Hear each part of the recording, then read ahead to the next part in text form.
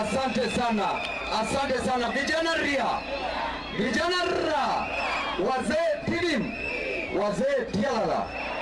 Sasa wacha niseme yangu kisha niite Mheshimiwa Osotsi. Jambo la kwanza,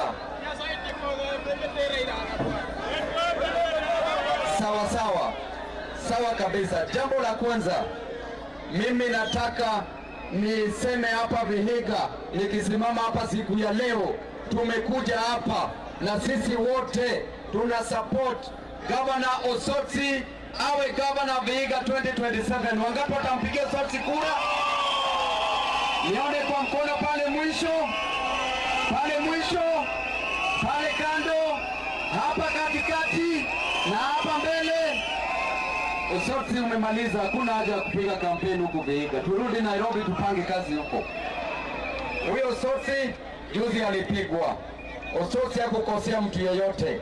Osotsi alienda kukunywa chai. Alafu kama hakuna rali anapigwa. Kama tuko na rali tunapigwa. Ni nini hao watu wanataka jamani? Hiyo ni ungwana kweli? Ni upuzi si upuzi? Ni ushenzi si ushenzi? Ni ujinga si ujinga? Hapa Kenya kila Mkenya apewe nafasi yake ya kuongea. Ni demokrasia ya kila Mkenya kuongea na kutetea haki ya wananchi wa Kenya. Kama hutaki Mkenya, enda kwenye debe na usimpigie kura. Kama unataka Mkenya, enda kwenye debe na umpigie kura. Si hivyo? So mimi nataka kuambia tuwe na political tolerance. Kesho tuko Kisumu County. Kesho tuko Kisumu County. Hayawi.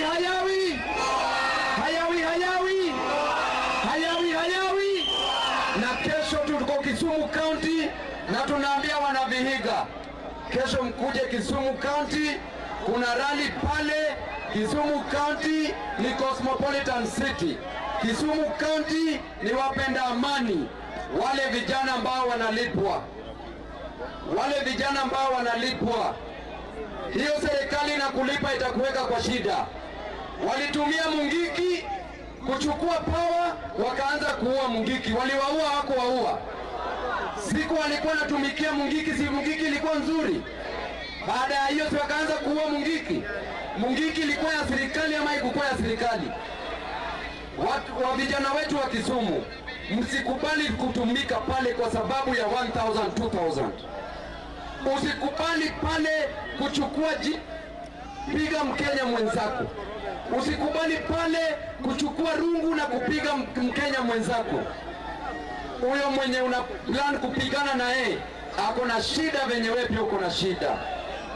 Wewe mwenyewe hujalipa school fee. Wewe mwenyewe unajiita kama goon.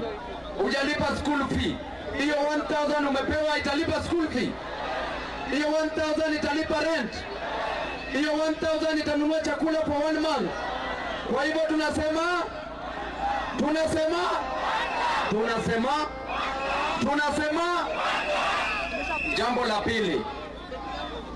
jambo la pili, mimi nikiangalia mama hapa, mama anaamka asubuhi mapema, mama anawasha jiko la makaa, anapika turungi bila mkate, kisha huyo mama anaandaa watoto wake waende shule, na watoto hawana karo ya shule. Huyo mama anajiuliza kwenye moyoni mwake, nitapata chakula wapi? Kisha huyo mama anatoka anaenda sokoni. Kufika kwa soko kule, anauza mboga, mama anauza nyanya, mama anauza chapati, hakuna customers. Akirudi jioni hakuna pesa. Mtoto anamwangalia, mtoto anamuuliza, mama, tutakula nyama siku gani? Maanake hata mboga kukula ni kibahati. Huyo mama si hadithi tu, huyo mama ni mama ambaye ako hapa siku ya leo. Huyo mama ni yule Mkenya ambaye ako hapa siku ya leo. Huyo mama ambaye anateseka kwa sababu ya serikali na ahadi zake mbovu. Nikiangalia hao vijana ambao wako hapa, kijana anaelimishwa, anasomeshwa kutoka primary kuingia high school, kwenda university, kwenda college, kukuwa na skill maishani. Kisha huyu kijana siku ya graduation anaahidi wazazi wake, anaahidi familia yake, anaambia familia yake ya kwamba atakuja watoe kwenye shida, ya kwamba atawasaidia. Kisha huyu kijana akimaliza shule, akisha graduate, hakuna kazi, hakuna ajira. Kijana anaanza kujilaumu, kijana anajiuliza maswali, anajiuliza ni mimi ndiye mwenye shida ama ni nani? Ni mimi ndiye mwenye makosa ama ni nani? Huyo kijana si tu kijana yeyote. Hiyo story ya huyo kijana si hadithi. Hiyo ni story ya kijana ambaye ako hapa kwenye rally. Huyo ni kijana ambaye anatuangalia siku ya leo kwenye social media ama kwenye runinga, na tunawaambia ni hizi shida zote zinakuja kwa sababu ya serikali kuu, na nitawaambia kwa nini. Nikiangalia hapa tunaona mzee amefanya kazi maisha yake yote, anaamka asubuhi, mjengo anarudi, bodaboda anarudi, hakuna pesa. Huyu mzee akigonjeka anaenda hospitali, kufika hospitali, bei ya dawa iko wapi? Bei ya dawa iko wapi? Bei ya matibabu iko wapi? Kisha mzee anafariki kule hospitali kwa sababu angeweza kuwa hata na shilingi 500 ya kufanya x-ray peke yake.